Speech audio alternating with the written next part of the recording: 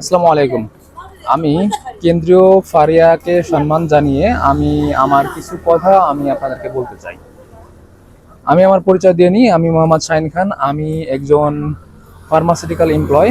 আমার designation MPO. Sir, আমি আপনার প্রত্যেকটা ভিডিও দেখি এবং আপনাদেরকে প্রত্যেকটা ভিডিওতে আমি ফলো করি। আপনাদের কার্যক্রম, আপনাদের দায়িত্বশীলতা খুব ভালো লাগে আমার। স্যার, আমি সম্মানের সাথে বলতে চাই, আজকে 5ই আগস্ট। আজকে একটা সাধারণ ছুটি সরকার ঘোষণা করছে। এখানে বলা হয়েছে, বাংলাদেশ কেন্দ্রীয় ফারিয়া থেকে এই প্রজ্ঞাপনটা জারি করা হয়। প্রিয় সহযোদ্ধাগণ, 5 আগস্ট জুলাই অভ্যুত্থান দিবস উপলক্ষে কেন্দ্রীয় ফারিয়ার পক্ষ থেকে শ্রদ্ধা ভবন স্মরণ করছি। এই দিবসে সরকারের ছুটি ঘোষণা করা হয়েছে। এই সিদ্ধান্ত অনুযায়ী সকল ফার্মাসিউটিক্যাল কোম্পানি সব পর্যায়ে সাধারণ ছুটি থাকিবে।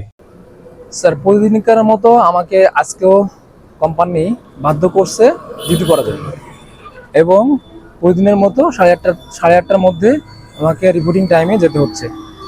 স্যার, আমার কথা হচ্ছে, আমি আমি কি বাংলাদেশের নাগরিক না?